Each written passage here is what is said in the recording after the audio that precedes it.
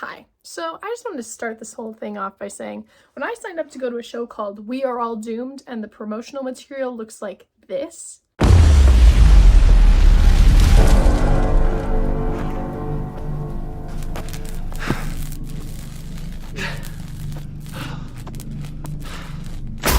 Damn, that Alexa put up a fight. I did not expect this Hi, I'm Dan, and I'm about to piss off an entire continent. to be the biggest stressor out of this whole process.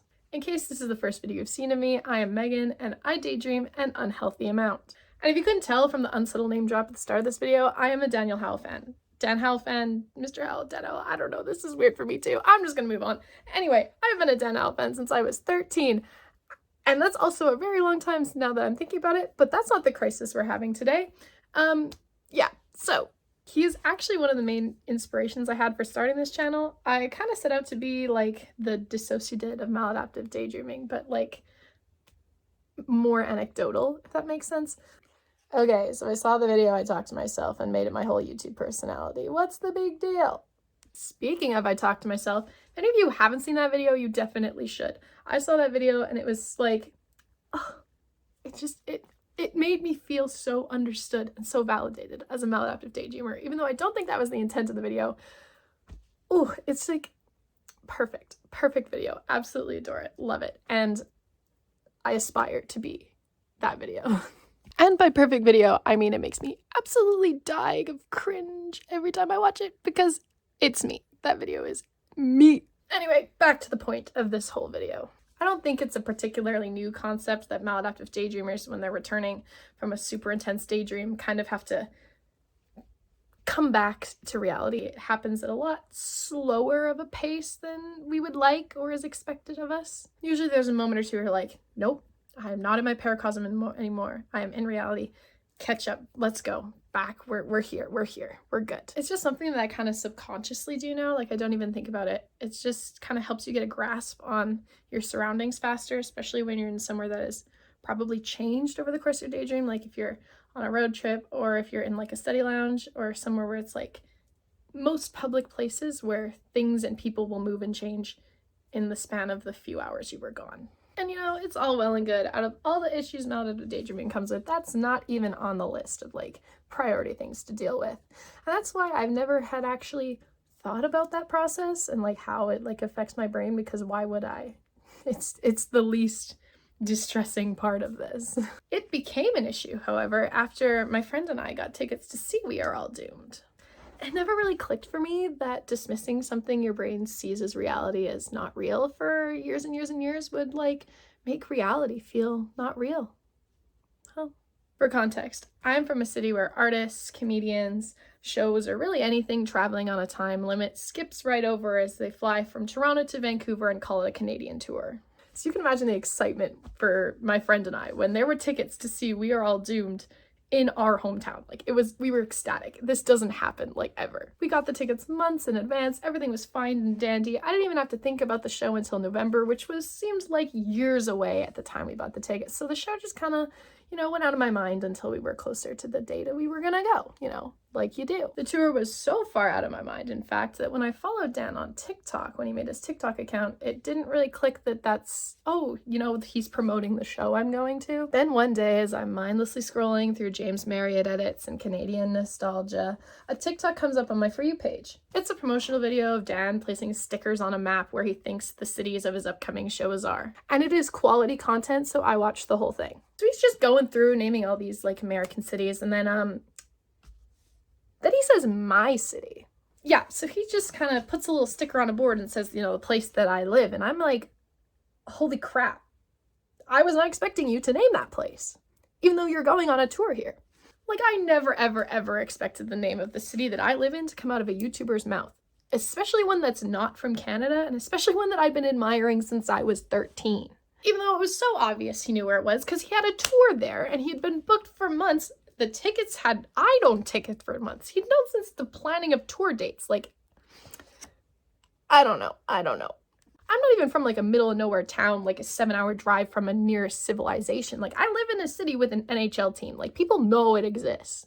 I just forget sometimes that it's a place on planet Earth that people outside of my province know about and can visit and think about and just know it exists. And so when I messaged my friend who is going to see the show with me, similar words to that, I was expecting a response like, haha, so relatable, with a laughing emoji, or like, oh my god, I can't believe he knows that city exists too. And it was like a slap in the face when that was not their response at all. They responded with the appropriate response if you don't spend most of your time outside of this reality of like, I can't believe he thought our city was there on the map.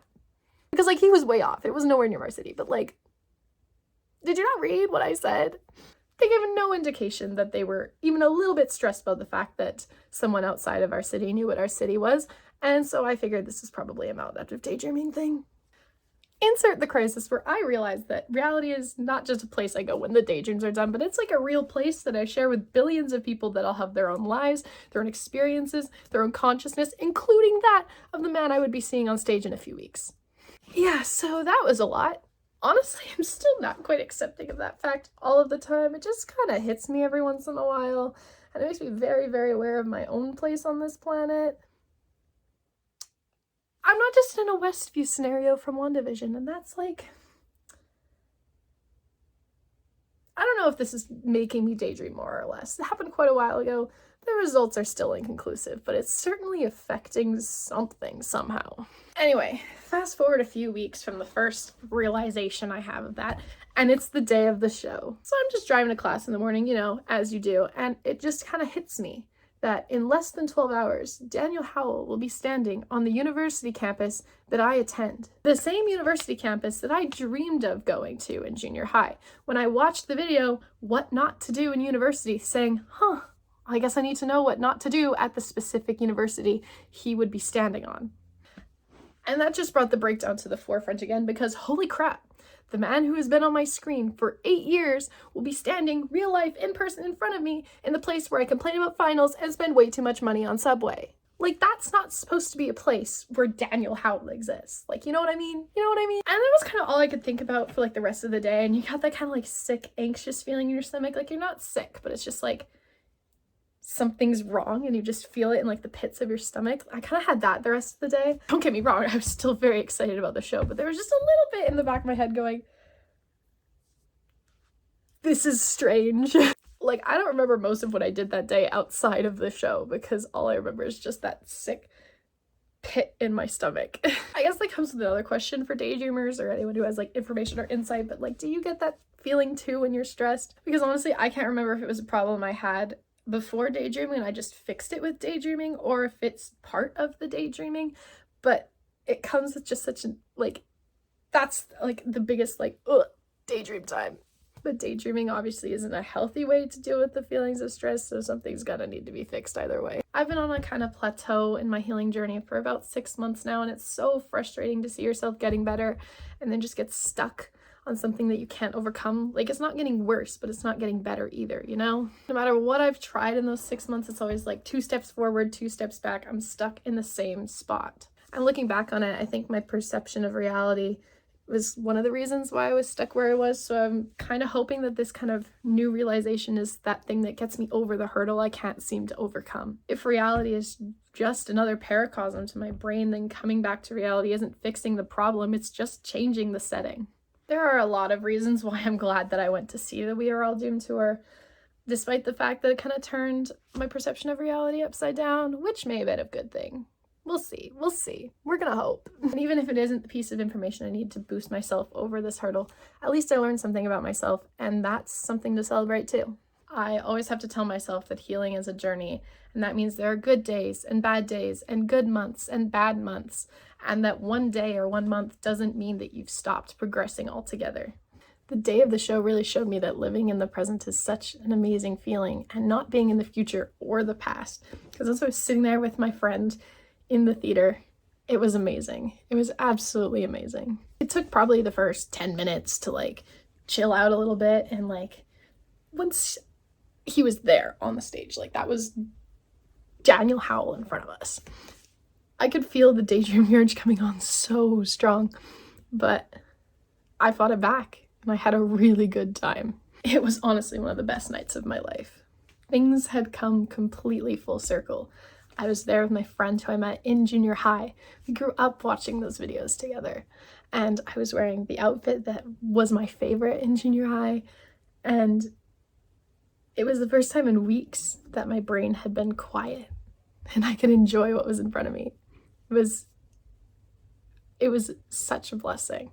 I am so thankful to Dan for giving me the opportunity to have a good night with one of my best friends. He gave me the support and validation I needed as a teenager and continues to give me reasons to celebrate my growth as an adult. Even if the world is doomed, I'm really glad I found those videos. They meant the world to a girl who was trying to figure out who she was all those years ago. That's it for me today, guys. I want to thank all of you for taking another step with me on my never-ending journey, and I will see you all in the next video. Bye!